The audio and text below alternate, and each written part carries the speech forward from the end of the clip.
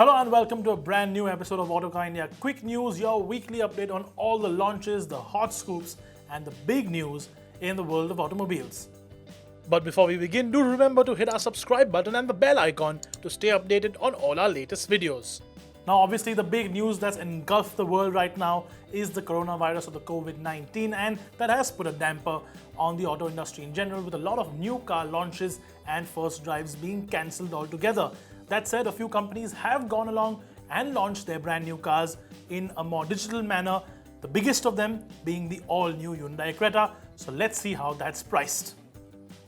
The second generation Creta gets a new design and a tech-packed interior and has already garnered over 14,000 bookings at the time of launch. The new Creta comes with features like LED headlamps, a large panoramic sunroof, a fully digital instrument cluster and cool seats. The Creta also gets multiple engine and gearbox options. There are two petrol engines, a 1.5 naturally aspirated unit and a 1.4-litre turbo, along with a 1.5-litre diesel engine option too.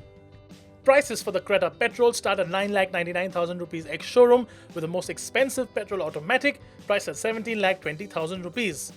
The diesel, on the other hand, also starts at 9,99,000 rupees for the base model E variant, while the most expensive SX optional is priced at 17,20,000 rupees, exactly the same as the fully loaded turbo petrol automatic variant. In terms of competing against its biggest rivals, the base model Kia Seltos petrol undercuts the entry-level Creta petrol by 10,000 rupees. However, the Creta fights back, undercutting the Seltos, the MG Hector and the Tata Harrier when it comes to the top spec variants. That said, these are introductory prices on the Creta that are expected to increase soon. And that's not the only Hyundai news we have for you this week, because we've gone and got our hands on some exclusive images of the updated interiors on the facelift Verna, which will be launching in India very soon. The new Verna will have an 8-inch infotainment screen with inbuilt Apple CarPlay and Android Auto. Other features will include a full digital instrument cluster and new AC vents similar to the ones on the newly launched Creta. Of course, most of these features will only be available on the top spec model. For more info, visit autocarindia.com. And the Hyundai news continues with the new 7th generation Hyundai Elantra that has some outlandish styling. Hot on the heels of the last gen Elantra facelift is the new 7th gen Elantra that has now been showcased. The new Elantra is a complete departure from the last generation car in terms of design and is styled to look like a 4-door coupe with a new theme that Hyundai calls parametric dynamics. It sports a massive cascading grille flanked with LED headlamps, a rather busy side profile and a light bar connecting the sharp tail lamps just below what feels like an inbuilt spoiler designed into the boot lid. On the inside, the new Elantra gets a 10.25-inch touchscreen and a digital instrument cluster neatly merged into a single unit, while under the bonnet the US spec car gets either a naturally aspirated 2-litre engine with a CVT gearbox or a hybrid powertrain with a 1.6-litre turbocharged engine along with a 32 kWh electric motor mated to a 6-speed dual-clutch automatic. With the Indian market getting the updated Elantra just last year, though, it is unlikely that this car will make it to India anytime soon.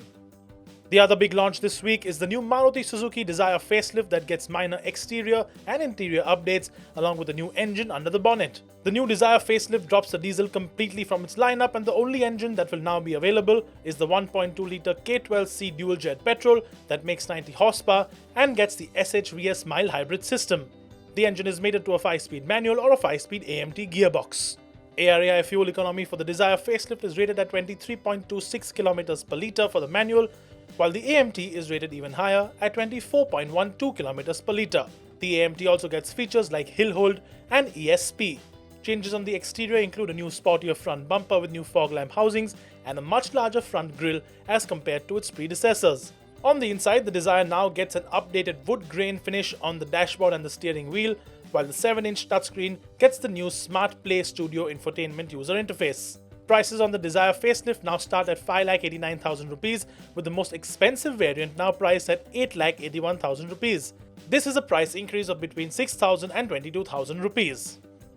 Now, Volkswagen also launched its Creta-size SUV, the T-Roc, in India earlier this week. Let's have a look at what the pricing on this CBU SUV is. Priced at 19,99,000 rupees, the Volkswagen T-Roc will only be offered with a 1.5-litre turbo petrol engine making 150 horsepower and 250 Nm of torque, mated to a 7-speed DSG gearbox. The new T-Roc will be imported to India under the 2500 unit import rule, with deliveries starting mid-April. The T-Roc gets funky styling on the exterior with the iconic LED daytime running lights and a plethora of bright and funky colors. On the inside, the car is packed with a fully digital instrument cluster, a large 8-inch touchscreen with Apple CarPlay and Android Auto, leather seats and a panoramic sunroof. With the BS6 deadline just a few days away, the launches and updates on current models continue. One of these launches this week, the updated BS6 version of the Renault Duster that now only gets a petrol engine. The Renault Duster will only be available for now with a 1.5-litre naturally aspirated petrol engine that makes 106 horsepower and 142 Nm of torque, mated to a 5-speed manual gearbox. There will be no petrol, CVT or diesel on offer, and the Duster will only be available with a front-wheel drive layout, as Renault has now discontinued the all-wheel drive version too. Prices for the BS6 Renault Duster start at 8,49,000 rupees for the base model, while the fully loaded Duster is priced at 9,99,000 rupees. Incidentally, this is the same price as the entry-level Creta petrol that we spoke about earlier. BMW has gone and quietly launched a new variant in the 3 Series lineup. It's the new entry-level petrol. It's called the 330i Sport. So let's have a look at the prices and how it fits in as compared to the other variants. Powered by the same 2-litre turbocharged petrol engine that makes 258 horsepower, the 330i Sport still gets goodies like LED headlamps, a sunroof, powered front seats, launch and cruise control, and paddle shifters. It, however, does miss out on features like ambient lighting, the larger 10.25-inch touchscreen, Apple CarPlay, and of course gets a less sporty set of bumpers and smaller 17-inch alloy wheels. The new variant is priced at 41,70,000 rupees, which makes it about 6.8 lakh rupees cheaper than the M Sport variant. The 320d Sport, on the other hand, has now been discontinued, with the diesel only available on the luxury line variant. BMW also launched a new entry-level variant of the X7 range-topping SUV in India. The new variant, the X-Drive 30D DPE or Design Pure Excellence, gets LED headlamps as compared to the laser headlamps in the higher spec DPE Signature variant, and also loses out on features like ventilated seats, rear touchscreens, and the 5-zone climate control. In terms of prices, the new entry-level 30D DPE is priced at 92,50,000 rupees. Prices of the 30D DPE Signature and the petrol-powered 40i have also been increased. Let's move on to some general news now, and Skoda has opened the bookings for the Karoq SUV and the updated Rapid, which will now have a 1-litre turbo petrol TSI engine. Having showcased it in India for the first time at the 2020 Auto Expo in February, Skoda has now opened bookings for the Karoq SUV online and in its showrooms across the country, with booking amounts set at 50,000 rupees.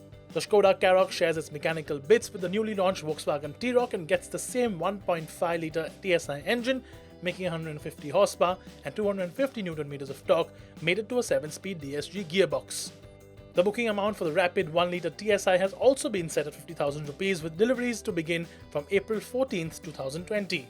The new TSI engine makes 110 horsepower and 175 Nm of torque. The updated car will also get a new touchscreen infotainment system. Now, as we mentioned earlier, the coronavirus has put a bit of a dampener on the auto industry in general, and of course sales will be affected in this period. But let's now have a closer look at how it directly affects some two-wheeler makers across the world and in India. With most of Europe under lockdown, Ducati has announced a shutdown of its factory in Borgo Panigale till March 25th to protect its workforce against the spread of the COVID-19 or the coronavirus. In fact, most of Italy's component and bike makers will be affected by the national lockdown. Sources also inform us that India may be directly affected, as some components for the KTM and the new Husqvarna models also come from that region. The 390 Adventure's fuel tank supposedly comes from Italy, and so do the ECUs for the 390 and 250 models. As we understand it, supply for these models from both KTM and Husqvarna may be soon limited, and only the 125 and 200cc models will not be affected. And that's all the time we have for you this week. Do tell us what you thought of the prices of the new Creta and of course the prices of the Volkswagen T-Roc that have been launched this week. And as always, we'll see you next week. Stay healthy and stay safe.